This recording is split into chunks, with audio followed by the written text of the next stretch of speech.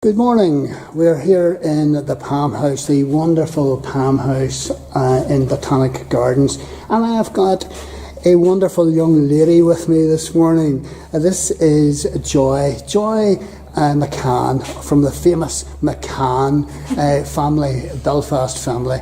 Now, Joy, you were brought up and you were born over at East Belfast, Rosetta. Yeah, around Rosetta. Around Rosetta, yeah. Stirling Avenue. Yeah, Stirling right? Avenue. And tell us about your early childhood years. I had a really lovely childhood. I had a really blessed childhood. I had a lovely family, friends. Went to Lisnashire Primary School. Right. Really had the best time there, and just was really sort of active child. Loved everything that Right. I was doing. Loved. But things started to go wrong whenever you were about 10 or 11.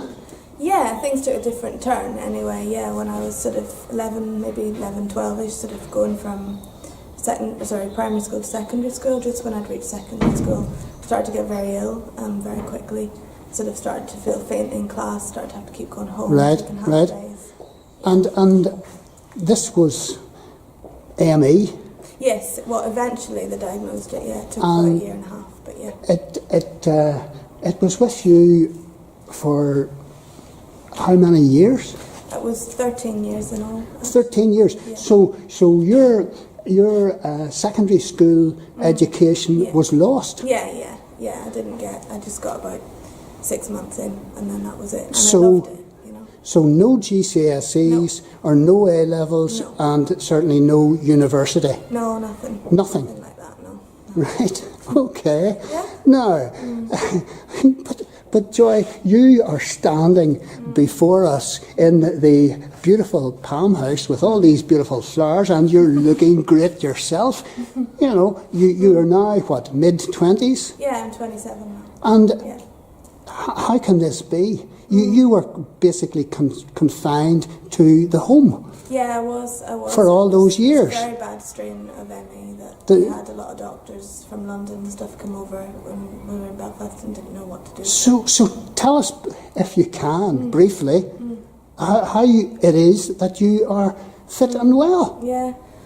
Well, you know, we tried some methods that they suggested, like pacing, which is where you do a little bit and then a little bit more, but all this time I was doing, you know, I was like getting a little bit more light and trying to get out and do very like short trips, like half-an-hour trips and things, and I still wasn't feeling any better, but I was trying to do it because otherwise I would have vegetated, you know, I spent a long time just in my bed in the dark. But it was really prayer that got it through. I'm a Christian, and I was part of a church in Belfast, and then went over to England with my family to try and get some treatment, which didn't work out at all. But I did get prayer at a local church in England, and they started to lay hands on me and pray.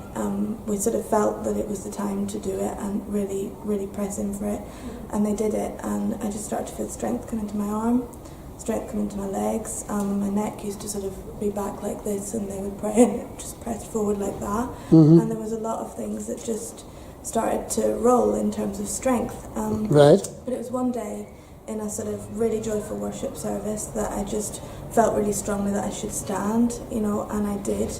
And I started to dance, and I have not been ill since that. You've never looked back? No, never looked back.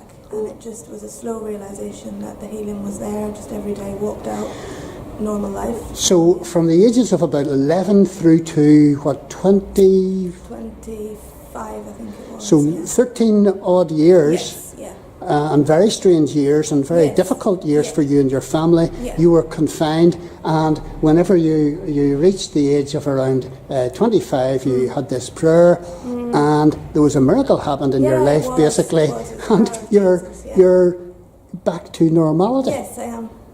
Right. And it's amazing. I mean, it's the power of Jesus. You know, He just has raised me up, and I can't thank Him enough. Could you give us an insight into your life now? Yeah, well, when I was sick, I was always laying in my bed, and quite a lot of time I was praying because there was nothing else I could do.